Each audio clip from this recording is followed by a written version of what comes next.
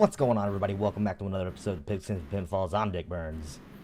I'm Bobby Boomerang. We're here to talk everything from contracts at training camp to new Judgment Day champ. We really do have it. We really do have something close to the same. We're here to talk everything from Dirty Dom, the NA champ, to all the news from training camp. Hey, let's go! Hey! I told you. I feel like we might have the same one this week. I had an off-air Nostradamus moment. Look at that. Look at that. That's awesome. Holy shit. That's the first time that's ever happened. It is. It is. That is the We first. don't talk about We what are our on titles are episode until what, we're on 22? stream. This is the first time it's ever happened. We don't talk about our titles until we're on air, so we don't know Well, what it's the also other one is. normally because of the fact that we literally think of our titles as we're like warming up, and then we don't hit record until we have our title. That's normally the last thing we do before we start our stream, folks. And as always, every little bit of support helps keep this show running, so make sure you hit that subscribe button, leave a like on this video, leave your comments down below, and leave your expectations at the door. What's going on, bud? Not a whole You lot, looking man. mighty fresh yourself. Thank you. I had a little job interview today. Had to get the Yeah. fresh cut, break out Yeah. the polo, you know. Uh, Two different worlds then, because definitely had a job interview as well. And no fresh haircut, because of course still growing the hair out, but I mean, clean the beard up a little bit.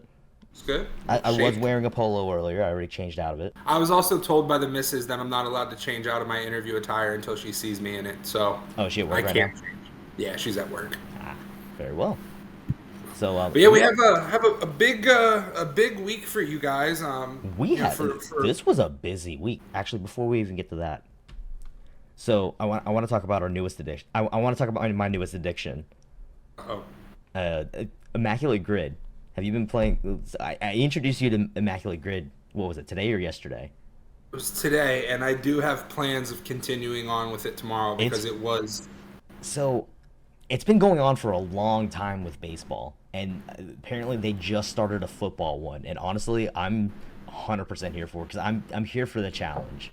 Like yesterday, I was still like learning the game and figuring out how it works, so I was like a little free-handed with my guesses, and second guessed a couple of them. It was like one of the blocks was the intersection of um, the Patriots and the Commanders, and I said Jacoby Brissett.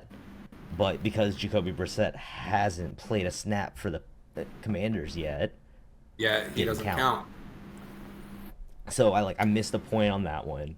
But today I was pretty excited because my second one, and I got a full grid. Now apparently, like today it was easy to get a full grid. You were still learning the game. It's okay. You always get a pass on the first day. Yeah, I did not. I did. My rarity score was great, but I only answered I think See, four I don't correctly. know. Yeah, I don't know if the rarity score is good or bad. Like, is it good to be up or good to be down? I'm not really sure. I'm not sure either, but it is fun. It's interesting. I wish they did more than one a day. I wish it was just something we could I mean, just it's generate. it's a sports wordle. Let's be real. It's Yeah. sports wordle. It's fun. Yeah. I mean, I've been watching everybody do the baseball one in a couple of the discords that I've been in, and then when I found out they were finally doing a football one, I immediately jumped on it, and then sure enough today hit the full grid because it was like it really wasn't difficult today. So one of the things today was the Chargers, and my brain would not. I'm sitting there racking my brain, and I could only remember 5 Chargers players ever. I was like LaDainian Tomlinson, Phillip Rivers, Keenan Allen, Junior Seau. I can only remember 4. And my brain, I'm like, there's only 4 people have ever played for the Chargers, and that's where my brain was stuck. And I didn't get a single one right on the Chargers, other than Keenan Allen. I was about to say because Keenan Well, yeah, Allen was a sure. correct answer because it was the far right column was had 1,000 1,000. yard receiving, had 1,000 yard receiving season. Keenan Allen easily fit that one. You could easily Correct. put Antonio Gates, Forgot about him. Mike Williams. I think Probably.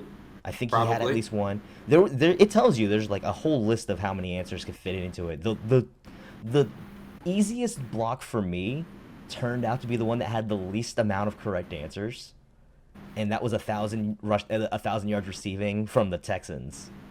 I was like, That was easy. yeah, D-Hop. D Hop or Andre Johnson. Forgot about Andre Johnson. And I forget. Well, there were three people that are the correct answer, and I can't remember who the third one was. But it was Brandon literally Cooks. like it was only those three. What? Brandon Cooks. Yeah, it was Brandon Cooks. Yep. That's.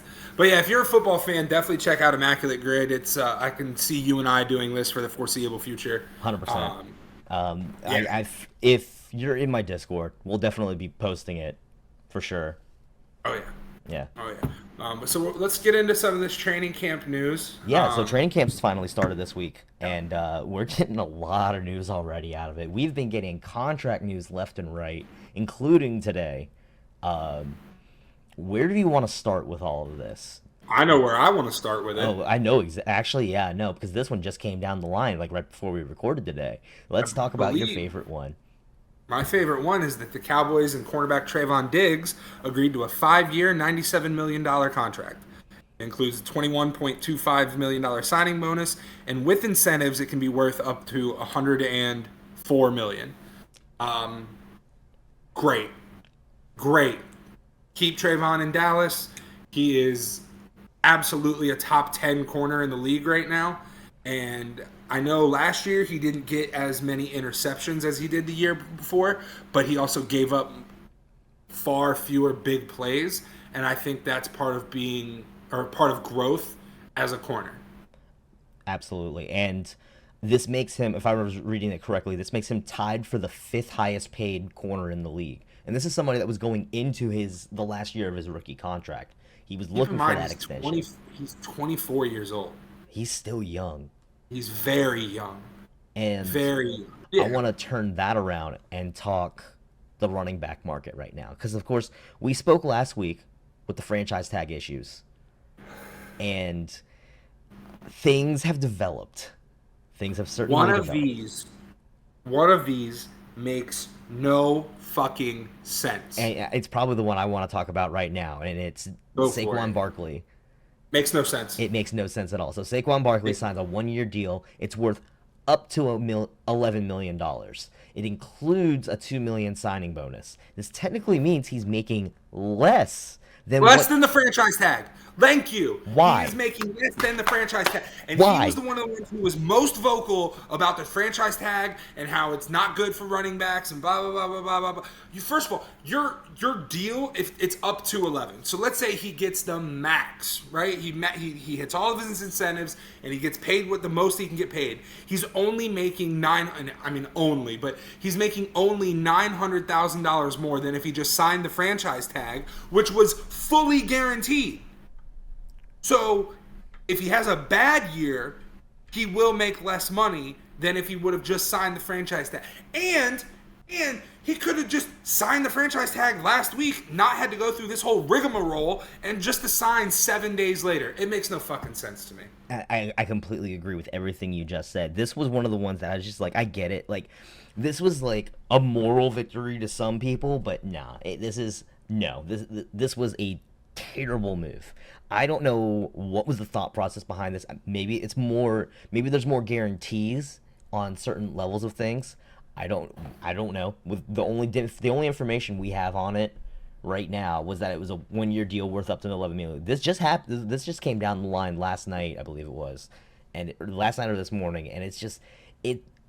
As more information is coming out, I feel like we'll look into this more, and it's going to be more favorable for him. There has to be like some reasonable, logical reason why he signed it. Like there has to be something in there. Like even still, it's worth up to 11 million, unless it's like a 10.5 guaranteed, and then that other 0.5 is the bonuses that you can, like your incentive bonuses. Which, even still, like. yeah. You would have been better taking the fully guaranteed. Like the only way that makes sense is if you're getting more than 10.1 guaranteed of that 11 million. That is the only way it makes sense. And even if it's still at that 10.1, point, right. We do have a little bit of breaking news. It's nothing super big, but it is noteworthy. Okay.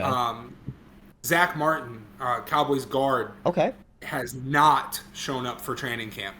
Oh, all right. Well, we'll put him down on the holdouts. We have a whole list of holdouts right now that we're forming. We'll put him down. So we'll come back to that. Yeah, we'll loop back But around on that. Sticking with running backs, though, Mm-hmm. the Ravens signed Melvin Gordon to a 1-year deal worth $3.8 million. Good for Melvin Gordon. I know he had a case of the fumbleitis last year, so hopefully he Melvin did get a ring, Gordon. didn't he? Melvin Gordon. Yeah, he has a ring. He has a Super Bowl ring. champ. He's a Super Bowl champ now. The man has a ring this year. This is the most mind-boggling case I can think of. Because when you have this giant discussion about running backs, star running backs, and how much they should be paid, we look at the history of Melvin Gordon, who at one point was one of the top 5 running backs in the league with the Los Angeles Chargers. Yep. Let's not forget. He was once in that elite group. But then he has that anomaly of a year that he has last year with the Broncos, gets sent off to Kansas City halfway through the season, and gets a ring for riding the bench. And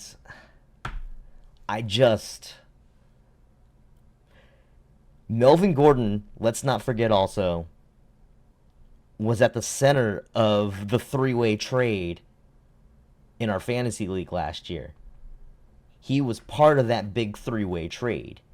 And a large part of that was, I want Melvin Gordon off of my team as soon as possible. Because I knew he was going to have a bad year.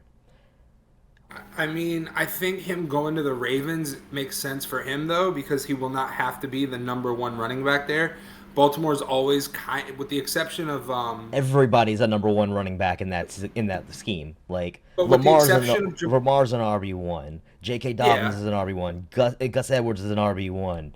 So that's my point. With the exception of Jamal Lewis years ago, the Ravens normally do running back by committee anyway. Yeah, so I think that this helps Melvin Gordon, and him signing a low money deal like that.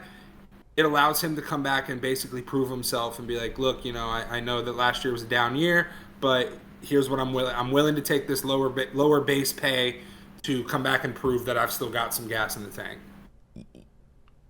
The only other name I can think of being a strong case for the only like an every down running back, and that's even a stretch for the Ravens, was Ray Rice. And yeah, even still, he was swapping out every couple plays. Mm-hmm. It's just I don't understand Melvin Gordon when you still have all the other running backs out there, but yeah, that I don't get it. Dalvin Cook, of course, is at the top of everyone's list, but we also know that there's controversy around Dalvin Cook right now. Perna did a really good video detailing that the other day. He did. I suggest you guys go look it out. We'll gladly boost somebody much bigger than us. I don't give a fuck. I love Brandon Perna. Yeah, Perna's awesome. Anyways, moving on from that, though, we have a return. Jimmy Graham is going back to the Saints on a 1-year deal. Now, there's no information on the contract.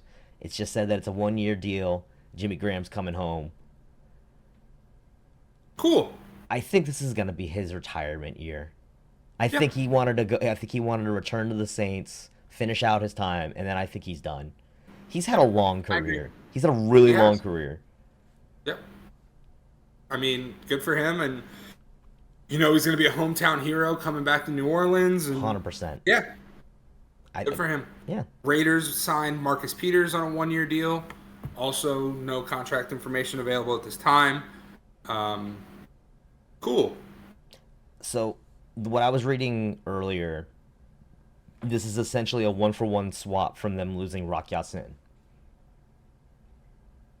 Okay. I can see that. I feel like he brings veteran experience to that secondary. Wasn't he already on the Raiders at one point in his career? I don't believe so. I mean, he's another one of those players that's been everywhere. No. Ravens, Rams, Chiefs. Thought so. But yeah, secondary depth is always important no matter what team you're on. But so Alex Highsmith signs a 4-year extension with the Steelers for $68 million.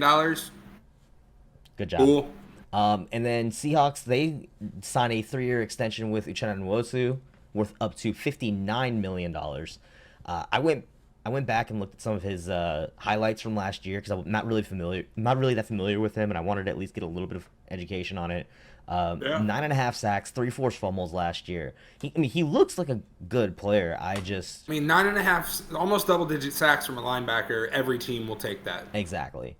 And Every I team think will this take is again. This was also again like part of that young Seahawks team that really blew everyone away. So I mean, good on him. Good on him. Get your bag. Yep. Then we had a couple rookies signed too. Well, the two big rookies. We'll start with C.J. Stroud. He signs his deal, 40 years, 36.3 million, 23.83 million up front. Not just get fully guaranteed, but up front. Signing bonus. Change your life, kid. Here you go. Go buy your mama a house. Yep. That's what they always do, right? Buy mama a That's what they house. should do. That's what Got I no would first do. step. That's what I would do. Mama bought her own house though, My mom don't need a house, but I would buy her one. right? Anyways, and then of course we have to talk about the even bigger one for my boy Bryce Young, 4 years, fully guaranteed, Good. $41.22 million. Good. Fully guaranteed. That means he's got his money, whether he pans out or not. This There's been a is lot of issues over the years with rookie contracts and stuff. So, 10 million a year for the first 4 years. It's not bad. this is us officially saying we are all in on Bryce Young for the next 4 years. God, I hope he pans out. He's been wowing people at camp, so if he can continue that, no reason to think he can't shine in the. I mean, obviously you can't cast him off in his first season. You know, there is a learning curve going from college to the pros. But yeah, We're still in a winnable division, and absolutely, if he does good, absolutely. he can do good. Well, we've been over here talking about camp. Let's talk about the people that aren't at camp. Josh Jacobs. We'll start with the Raiders because we got, we were talking about the running backs and everything, and Saquon and his weird deal. Josh Jacobs flew out of Vegas at the start of camp and has told several people he has no plans to rejoin the team. Devontae Adams has been advocating for the Raiders to give him a good deal, to give him a deal. Yeah. He literally, Yeah. the headline I saw, Devontae actually called it, he wants a prenup between the two of them, which made me pop, not gonna lie. This is the exact opposite of what we were discussing again last week with what was going on with Opposite this of what we franchise tag. thought too. This is what we thought. We thought Saquon would be the one not showing up, and Josh Jacobs would. Exactly. You know. We thought Saquon was gonna hold out, and then Yep. it turns out Josh Jacobs is the one that held out. And then Saquon just made a bad business deal. I think so. Yeah. Well, again, there's got to be something in it. That's got to be a kicker to make it make sense. There's got to be. Yep. Also holding out of camp, Chris Jones, defensive end for the Chiefs. He has been loudly advocating for a new deal for a while now, all off season. And now because he's under a deal, he is getting fined $50,000 a day. Stand up for what you believe in. Fair enough. You know. Nick Bosa is not expected to practice until he gets a new deal. Yeah, that just came out right before we went on the air. That he's not been showing up to camp. He also has been very vocal about wanting a new deal. When you consider, isn't he reigning DPOY? I do believe so. Again, that's worth it. And then, as you mentioned earlier, we have developing news right now that Zach Martin is sitting out of Cowboys camp. That's all we have. Zach Martin has said that he is grossly underpaid for his position. I mean, he is and I understand Madden isn't gospel or anything, but he is the first 99 ranked guard since, I believe, 2003. Just to put it into perspective for people that might not know, Zach Martin is so good at his position. He is more likely to be voted first team All-Pro than he is to get a holding penalty. I believe he has 8 All-Pro first teams and only 7 holding penalties in his entire career. That's insane. That is an bonkers stat. He is a testament to how good that Cowboys offensive line has been for so many years now. Yep. Yep. And if And I anybody mean, knows anything about a good offensive line, it's the Panthers fans. but he deserves the money. We would be stupid not to pay him. We'd be even more stupid to let him go. So I'm sure they are not happy that he's not at camp, and that it will be resolved relatively quickly. Would be my guess. That's fair enough. A couple other notes coming out of training camp. Yeah. Addendum G. Addendum G. We, of course, were keeping up with Jimmy G and his addendum, and He is cleared to play. cleared to play. Fully passes this physical. He's been removed from the PUP list. He's been seen at practice. Just a weird off-season story that we told you guys we'd keep up with, and we did. So Now there's a weird now you thing. have more of a reason to go pay Josh Jacobs. Yeah. That's You got actually Devontae I there, didn't even think about that one. Also hit the air. It was actually part of the same news update as the Nick Bosa update.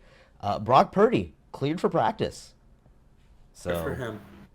potential. I did have a thought, and I don't know if you'll know the answer or not, but does cleared for practice and cleared for game, is that different levels of clearance? I believe so.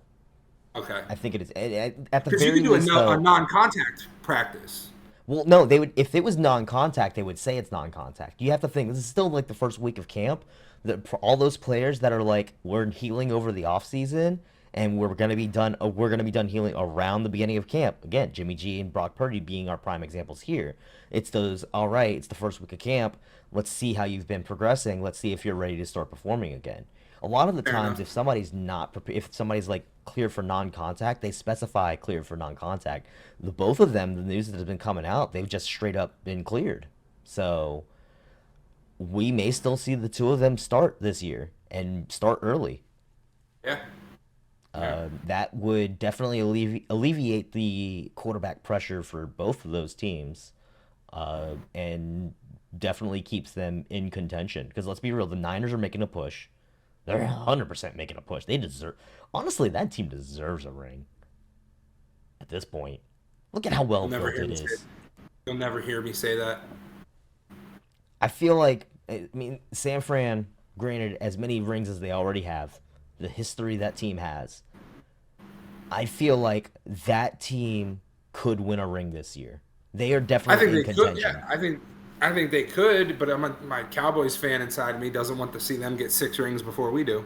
I want to see, I want to see a Niners Bills Super Bowl this year. Well, speaking of the Bills, Speaking of the Bills, ready for a crazy story? it's crazy story. We can't even put this in the leftovers. We have to talk about this in Yeah. its entirety. Yeah. Bills running back Nyheim Hines is out for the season due to a jet ski accident. Nyheim Hines was stationary on a jet ski when another rider collided into him. It is non-life threatening, which is good, but it will require season-ending knee surgery through no fault of his own. This is one of those like insane like how do you plan for it moments. Yeah. Yeah. Like I mean, it's the off season. These players are free to do what they want and go on and as they please. And jet skiing is fun, and I could see why he would be out there and wanting to enjoy the water and everything. And it's no different freak than a accident player happens. being in a serious car accident during the off season. That takes him out. It's no different. No It's different. no different. But Um, here's my question. This, of course, is going to be. I mean, if it's season-ending knee surgery, how will that affect his play when he comes back? that's always a big question with knee Especially, injury. I mean, any injury really, but and we're talking about the running back market again. yep, How much is that yep. going to affect like his future? So, more so than That just insurance payment's got to be fucking beautiful. I more shouldn't so have put than it like just that. I'm sorry. the running back aspect of it. Hmm. Nyheim Hines was their punt and kick returner also. Oh, that's right. He was. Let's not forget he was a mid-season acquirement from the On the Colts. Colts. Yep. And I mean, again, speaking of running backs, you still have Dalvin Cook, you still have Leonard Fournette, you still have Ezekiel Elliott. You've got all these running backs that are out there that Buffalo can go and get if they so choose. But that punt return and kick returning is when you have a good one, you have a good one. Exactly. You know? I think that makes a huge difference. Buffalo's another one of those teams that, again, they're making a huge push. They've been making that push for a Super Bowl for a long time now. I think their Super Bowl window is closing. I think it is too.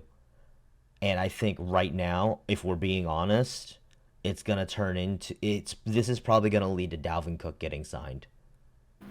Maybe. If I don't want to put a Nostradamus stamp on that, but I feel like now with, again, like you said, it's not just the fact that he was an amazing running back, but he was your special teams returner. Like, that's something that Dalvin Cook has experience with.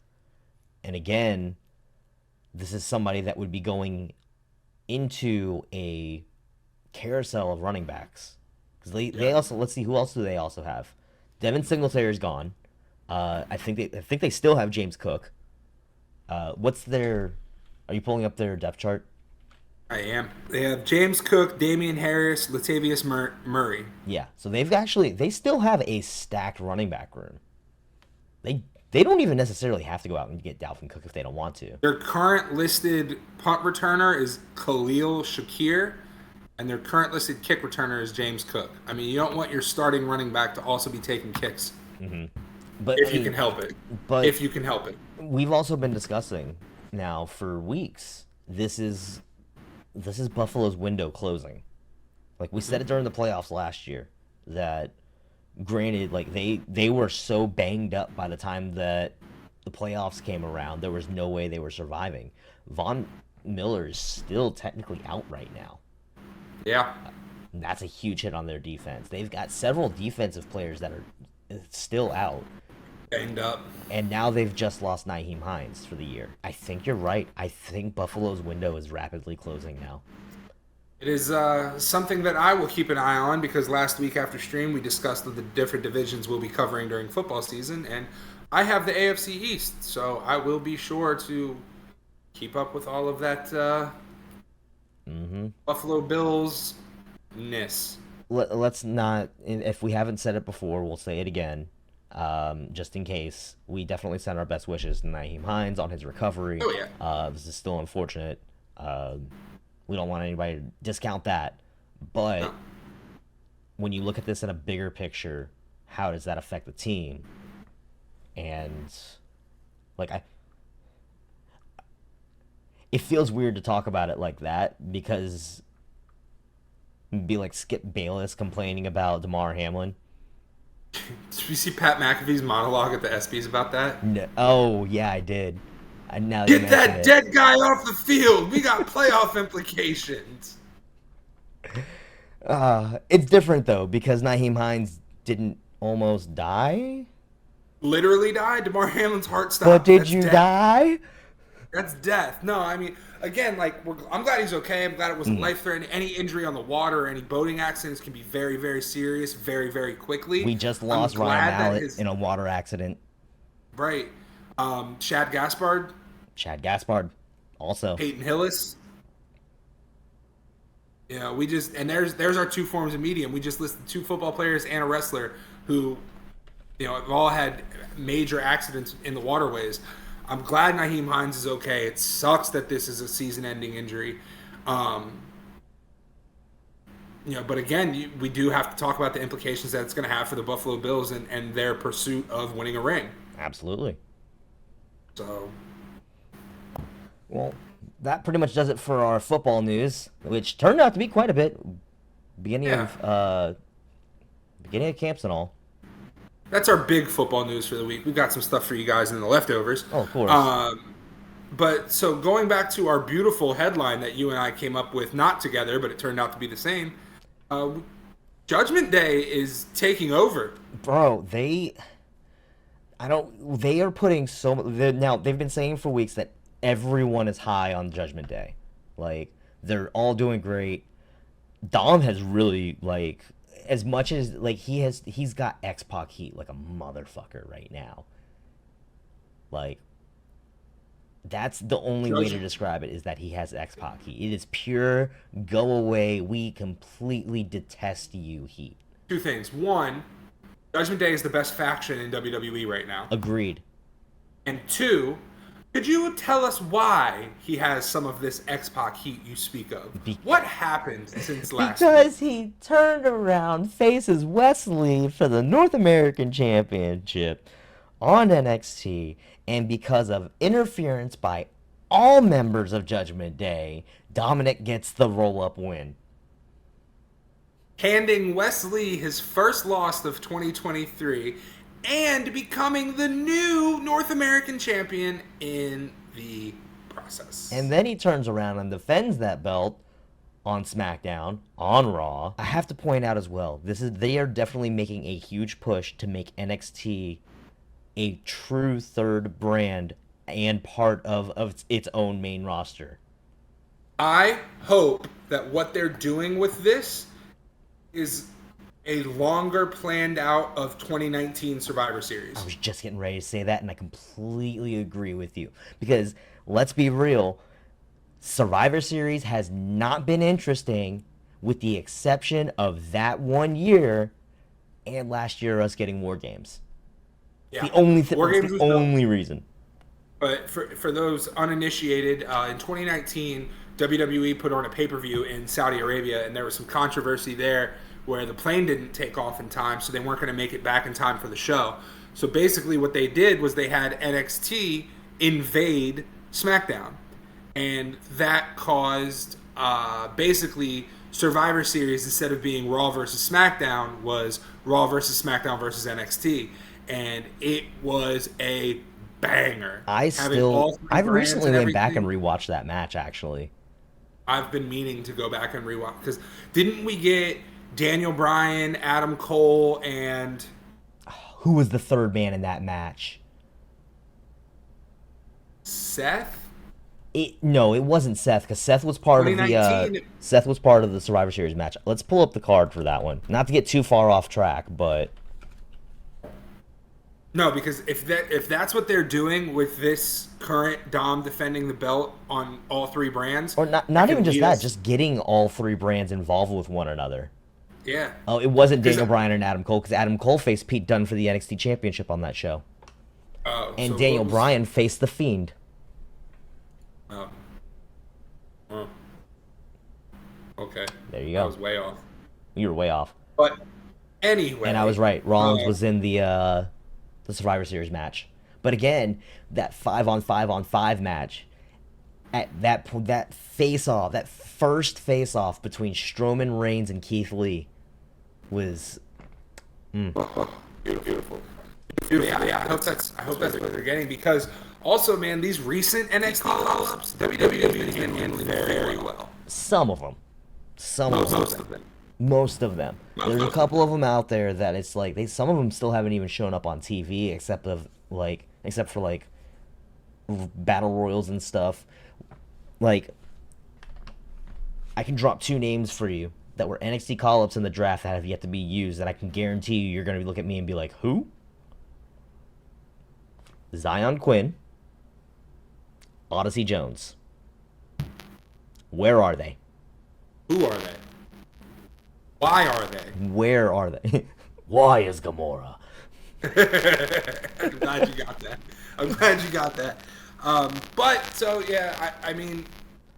Also, that mid-card title match that you were trying to think of was Roderick Strong versus AJ Styles versus Shinsuke Nakamura. That's what it was.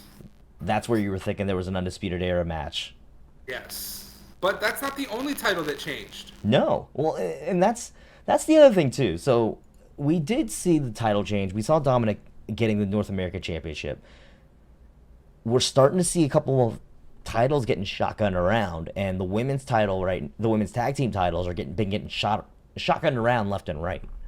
I mean, we saw them immediately go, like, Ronda and Shayna pick them up off of Liv and Raquel. Then they turn around and unify the titles from Alba Fire and Isla Dawn, which they've already been saying they needed to do anyways. Then you turn around, you drop them right back to Liv and Raquel, who then turn right around and drop them to Sonya Deville and Chelsea Green. I mean, good for them. Honestly, there's so much they can do with Deville and Chelsea Green. I feel like they can actually like do something with that, and I feel like this could be give them like an Iconics run where like they're chicken shit heels about it. Actually, no, because they've been defending well. They actually have been defending well, but it's just the whole like the idea of being like the Karens. Correct. But I think also what's really awesome out of this was Matt Cardona saying, if my wife wins the tag belts, I'm bringing them to the Indies. And he did. And then he shows up with a white women's tag belt strap. Now let's also clarify. They did clarify it was a replica, and Chelsea had the real title at home. Oh yeah, there's no way that Vince, Triple H, Stephanie, or Shane would let them take that belt anywhere else. But Cardona doing that was, I mean, Cardona really is the king of the Indies right now. I'm sorry, he really is. And again, man, I know WWE's not hiring much this year, but he's got to be coming back. He's got to be. There is no way. I'm just waiting for that moment when Chelsea says, "Don't make me get my husband over here." And if that's not how he debuts, we riot. Like there is a serious error on the writing team if that is not the direction they go, because it is being handed on a silver platter right now. We say it on this show all the time. Sometimes the right answer is the obvious answer. Exactly. Now, I want to point out, you did say you said it yourself. Judgment Day is the best faction in the WWE right now. Are you actually saying the Judgment Day are better than the Bloodline right now, and that the Judgment Day story right now encapsulates what's going on with the Bloodline? Because let's be real, yes, we've been getting the Bloodline story for 3 years now. Are we getting, knowing that we're coming so close to the end, is it fair to say that the Judgment Day is the hotter story right now? No. So here's my thoughts on that. First of all, I said they are the best faction because the Bloodline is no longer a faction. It is now basically 2 tag teams. If you want to get technical, you're actually no. That's a very fair point. You're right. It's no longer a faction. They're 2 tag teams. However, I mean, technically, it is still a faction if you count Heyman. Okay, well, when Heyman gets a pinfall victory over somebody, sure. But no, because it is nearing the end of the story, which therefore it's the better. I don't know about better. It's the hotter story. Actually, I do know about better. I think it's the better story too. But it is absolutely the hotter story because we've been invested for 3 years. Now, what I do think is I think WWE is getting smart and realizes how invested us fans have become in this long-term Bloodline storyline, that they are setting the Judgment Day up to be the next long-term storyline once the Bloodline concludes. Or does it have to be that they're setting them up as the next one, or are they recognizing that they are able to capitalize with having more than one major faction? Which, let's be real, has always been the dream, is having multiple good storylines going, because we've been we've been deprived for the past couple of years. We've been stuck with, and I think we're there. Yeah, we've been stuck with the Bloodline being the only truly good story for so many years, that now that we're starting to get some real like good stories out of other people. I mean, not saying it's the only one. Let's be real. Like Bianca's reign was definitely keeping everybody interested. Everything that's been happening with Becky, like it's still keeping things interesting. But like again, Absolutely. like this is the first major faction to really take over since the Bloodline, and honestly, is just as big as when we had all the gold in the Undisputed Era. Yeah. Because here's the thing: we have Seth versus Finn coming up at SummerSlam again. There Demon Finn. There's that little bit. There's that little bit that says that Finn finally gets his win back. Yeah, and again, Finn. It goes into they're not afraid to shotgun these titles around.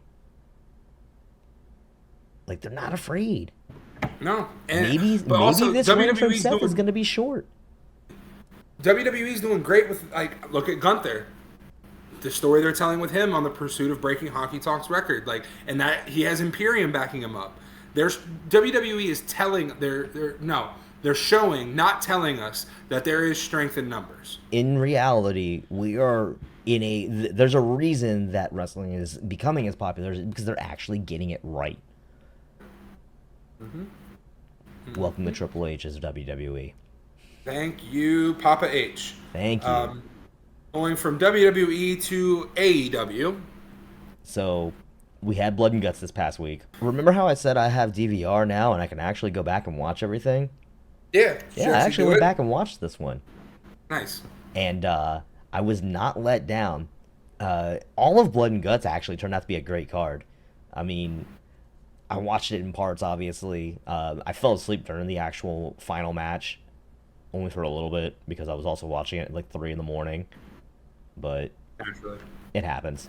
But my God, every bit as bloody as you would think. I mean, the fact that you have Moxley coming in halfway through the match and already just putting the broken glass to play just from the very beginning, and it's like you knew what kind of match you were getting. The only complaint I really had was the lighting for some reason was just off.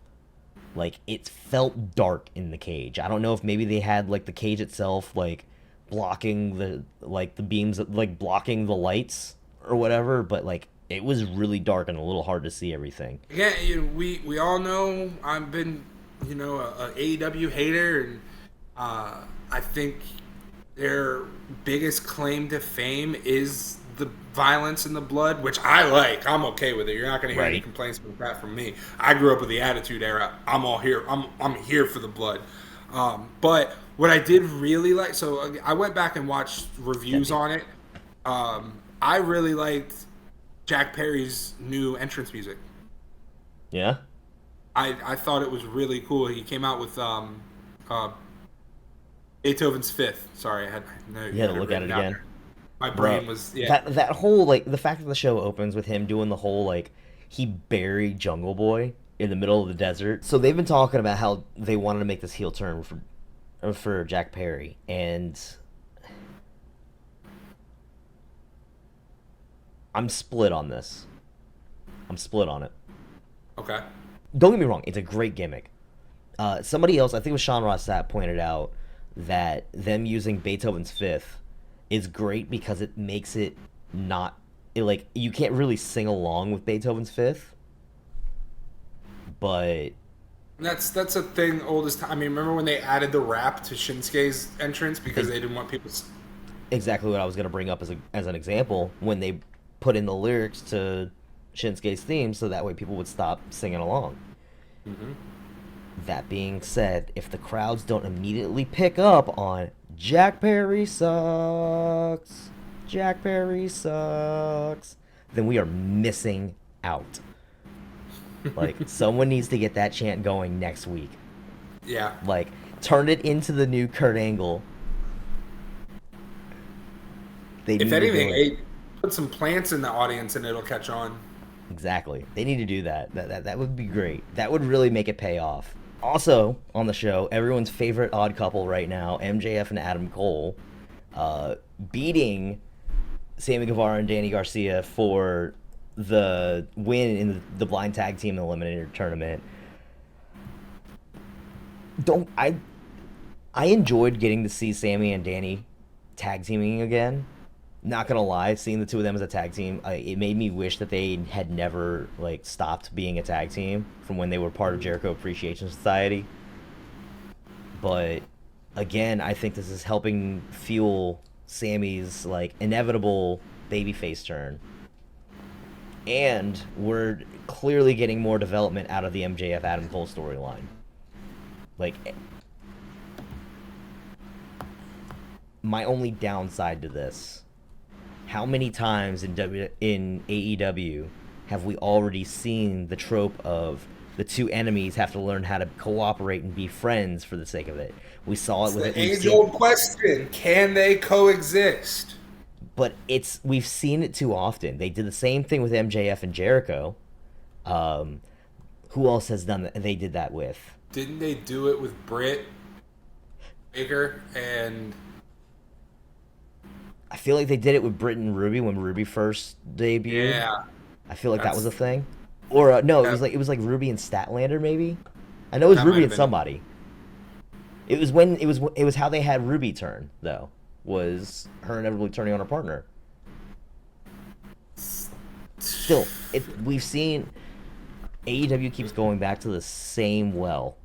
The Yeah, well of let's make them best friends while they have to compete over the title. best friends turned bitter enemies And it's this week on Dynamite. it's we need more diversity in AEW storylines. That will inevitably bring attention. Darby Allin won the Royal Rampage, last eliminating Swerve. Speaking of things that are overplayed, now we're getting Darby Allin back in the TNT picture. One, this feels like a demotion. Yeah, yeah, for sure. Two, what's going on with that mid card title scene now? Like, I get you have Luchasaurus doing his thing, but like, what are we doing with the TNT title here? I don't think AEW knows. So I how don't are we think they supposed know to know? either. Like, they put it on Luchasaurus, and like, Christian's the one that's really doing all the talking. Luchasaurus isn't really wowing people as much as you'd think he would as a Nope. heel. Honestly, it's kind of fallen a little flat.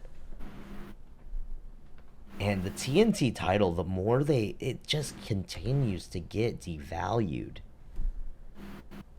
Like,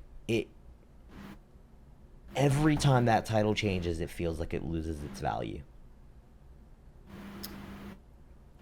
Yeah, I mean we haven't had a solid run with it in a little bit now. So look what WWE did with the IC versus what AEW is doing with the TNT. Look at what AEW's doing with the International with Orange Cassidy. I mean, they've shown they know what they can do with a mid-card title, Right. but this one just feels like it's getting like thrown around, and like there's not a lot of really good. We haven't had a good storyline for the TNT title since maybe the first time Darby won it. That was 2 years ago. Like, when Scorpio Sky won it, it fell kind of flat when he was doing the whole thing with Ethan Page. Wardlow winning it, for some reason, always never felt like it was meant to be. It was meant Right. to. I just the TNT title, I feel like I don't know what they're doing with it. Time will tell. Time will tell. And then, of course, well, we already talked about the Blood and Guts match. Golden Elite win. Pat comes in as the fifth guy. At one point in the match, Claudio's doing the whole running back and forth, doing uppercuts, and I believe it's Omega pulls Pac into place, and Claudio accidentally uppercuts Pac. Pac turns around, confronts him, walks out on the match, and then that leaves the Golden Elite with a man advantage. Then Callis pulls out Takeshita. That leaves them with a two-man advantage. Match ends with Hangman and the Bucks as a team hanging Yuta with a chain. Yeah. Speaking of like tried storylines, I feel like AEW has a lot of people walk out on matches too. No, I wouldn't say that I, often.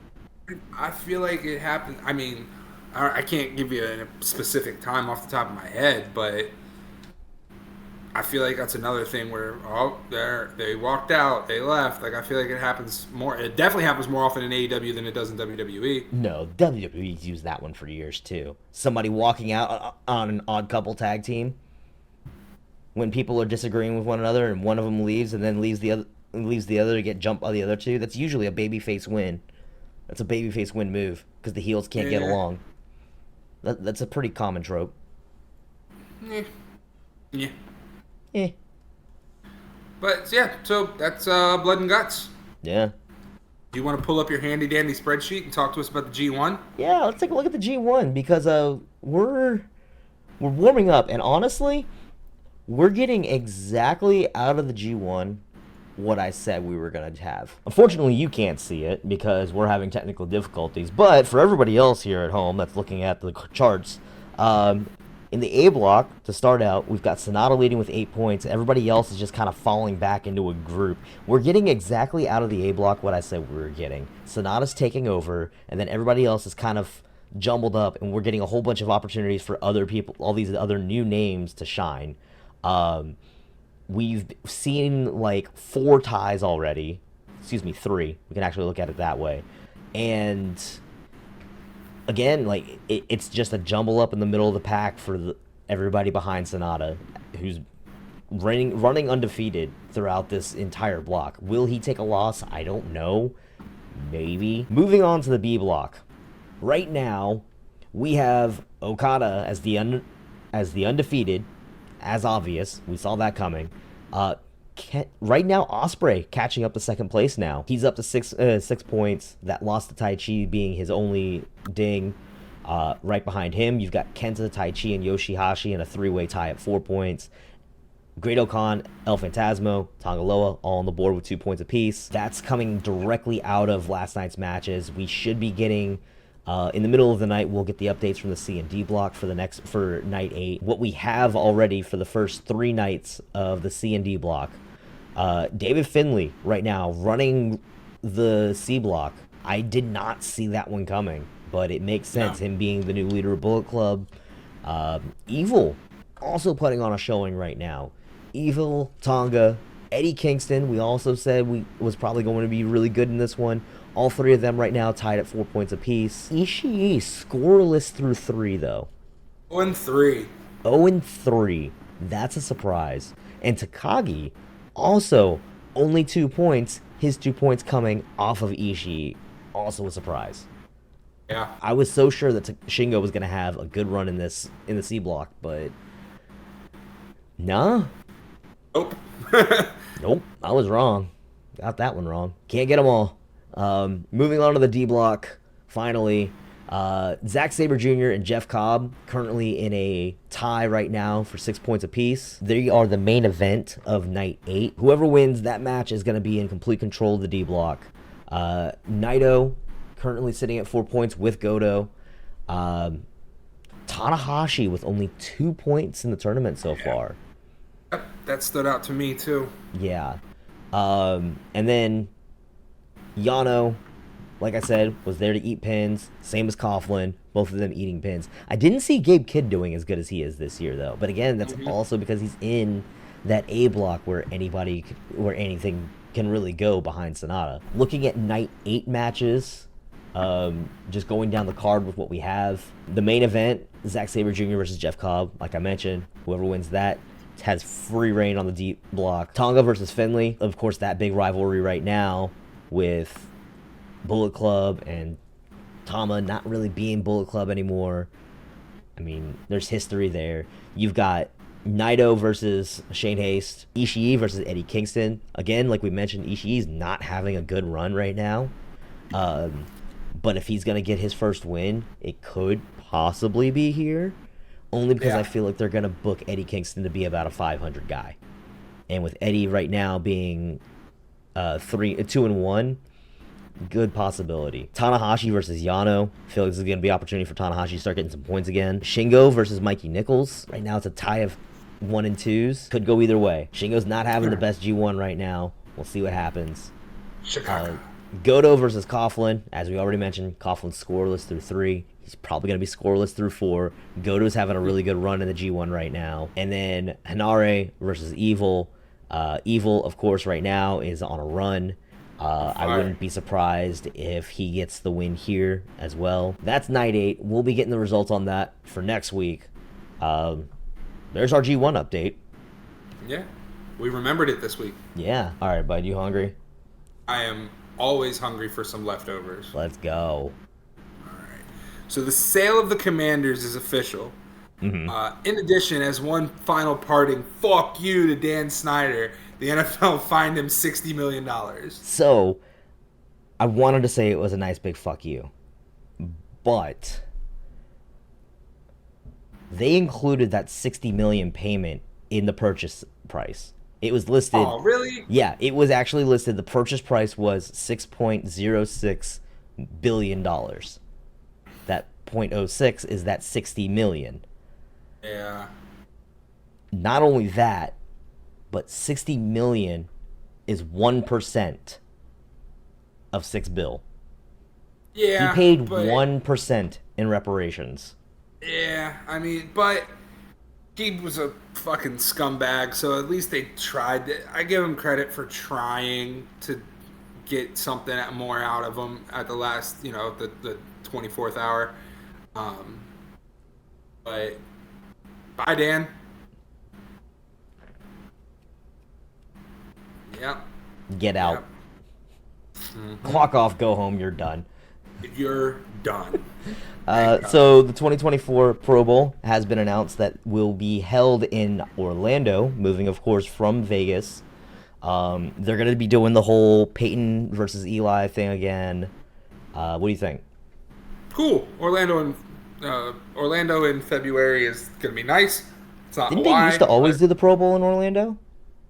It was always in Hawaii, and then they moved it to Orlando. That's I right. think when Denver Broncos defensive end Uwazurike Uwazurike. suspended 1 year for betting on NFL games last season during the 2022 season. This is where we can insert the "How many times do we have to teach you this lesson, old man?" meme from How many SpongeBob. How many more players are gonna get suspended for this shit? Well, this also said that he did it last season. Correct. So So here's two questions.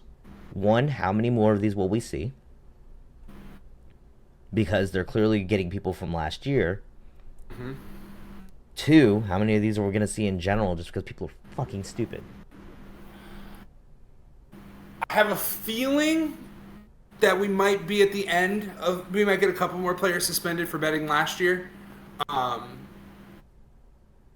We might see a couple more, but I would like to think that some of these harsh sentences that they're setting down might deter some people from doing it this year. Having said that, I think we still get a couple that get suspended next year for betting this season. I just feel like someone's going to do it. It's one of those like, well, it can't happen to me thoughts, right? Like somebody's gonna say, oh, well, it can't happen to me, and then it happens to them. Yeah. So this is a fun fact that I found. You know how WWE is always touting their social numbers, right? Yes. So I was down a rabbit hole the other day because I was looking at like who are the top 10 most followed YouTube channels like right now. WWE actually comes in on number 10 on that list. They are the 10th most subscribed channel in the world. Where are we? Who fucking knows? 6 million and something? I don't know. Anyways, they are the 10th most subscribed channel and have the 7th highest view count in the world. So when they sit here and tout their numbers about they have social media on lock, that's a prime example. Also a testament to WWE's video production crew. Oh, it's unmatched. Unmatched. And then I saw you put in our notes a little the average age of every team's QB1, wide receiver 1, and RB1. Yeah, I just thought it was a fun chart, and I was looking at it. Notably, the Falcons have the youngest. 22 and a half. Desmond Ridder, Drake London, Bijan Robinson. That's a pretty young top three. I mean, that's all first or second year rookies or second year players. So yeah, it makes sense for them to be that low. Mm-hmm. The highest, I believe, is Tennessee. Is Tennessee at the only one in the 30s. 31.9 with Tannehill, Hopkins, and Henry. What makes that interesting is that the Jets, right? Somebody like Aaron Rodgers, who's 37, 38.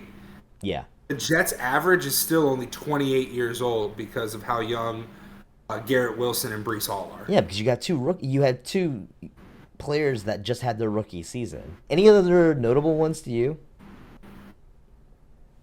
Hang on, I want to point out. the Rams are almost 30 years old with Stafford, Cooper Kupp, and Cam Akers. Yeah, I saw that one too. I want to point out for Carolina though, this one actually threw me off because they use DJ Shark as our wide receiver one, and I don't know if that's gonna be a thing just yet. Who do you think it would be? I would say Thielen. Well, wait, no, Thielen can't be a wide receiver one. Maybe Shark is our one right now.